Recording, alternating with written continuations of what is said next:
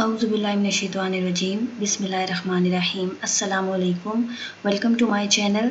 आज की इस वीडियो में मैं आपके साथ एक न्यूज़ शेयर करने जा रही हूँ जो कि एफपीएससी ने सीएसएस 2023 के स्क्रीनिंग टेस्ट के हवाले से पब्लिक नोटिस शेयर किया है।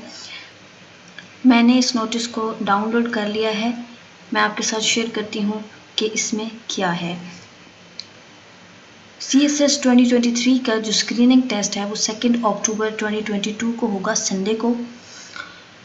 और CSS 2023 के रिटन एग्ज़ाम में वही लोग अपीयर हो सकते हैं जो स्क्रीनिंग टेस्ट को क्वालिफाई करेंगे।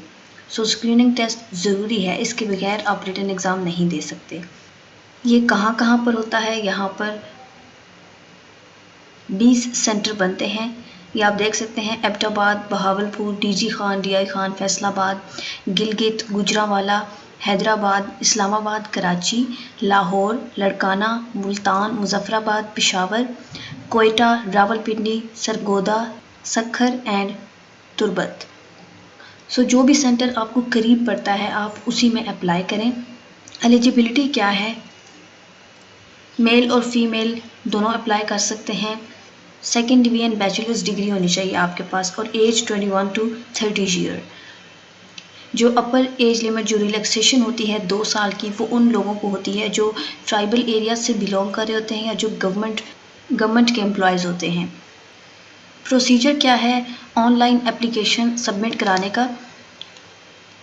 वो 8 अगस्त 22 अगस्त तक होगा।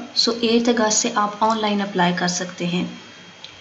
चलान फॉर्म, रूल्स और सिलेबस जो है वो CSS कंपैरेटिव एग्जामिनेशन के लिए वो अवेलेबल है FPSC की वेबसाइट पे, आप वहाँ से डाउनलोड कर सकते हैं। जो क्लोजिंग डेट होगी ऑनलाइन एप्लीकेशन सबमिट करवाने की वो 22 अगस्त 2022 होगी। अच्छा, यहाँ पर मैं एक इम्पॉर्टेंट बात आपको बता दूँ कि स्क्रीनिंग टेस्ट के लिए जो आप ऑनलाइन अप्लाई करते हैं उसके लिए आपको कोई डॉक्यूमेंट्स FPSC को नहीं भिजवाने होते, ना ही आपने ऑनलाइन एप्लीकेशन फॉर्म डाउनलोड करके FPSC को भिजवाना होता है। आपने सिर्फ ऑनलाइन एप्लीकेशन सबमिट करानी होती है।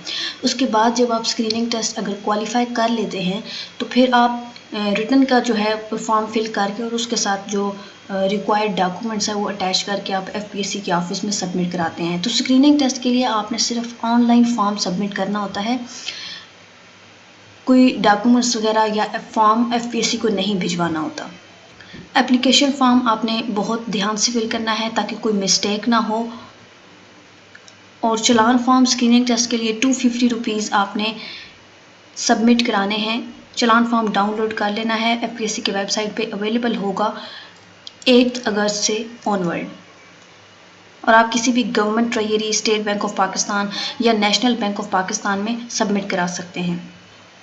एक बात याद रहे कि एग्ज़ामिनेशन सेंटर जब आप एक दफ़ा सेलेक्ट कर लेते हैं तो आप उसको चेंज नहीं कर सकते। ध्यान से सेलेक्ट करना है, जो आपके करीब पड़ता है वही सेलेक्ट करना है ताकि आपको आने जाने में कोई प्रॉब्लम ना हो।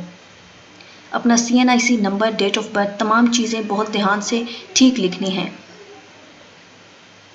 पिछली दफ़ा भी बहुत सारे लोग फिर कमेंट्स में कहते हैं कि हमसे ये गलती हो गई है और एंड पर फिर उनका फॉर्म FPSC रिजेक्ट कर देती है इन मिस्टेक्स की वजह से। किसी ने CNIC नंबर गलत लिखा होता है, किसी ने अपने नेम में मिस्टेक की होती है, तो इसी तरह की बाकी तमाम मिस्टेक्स। तो ऐसा कुछ नहीं करना है।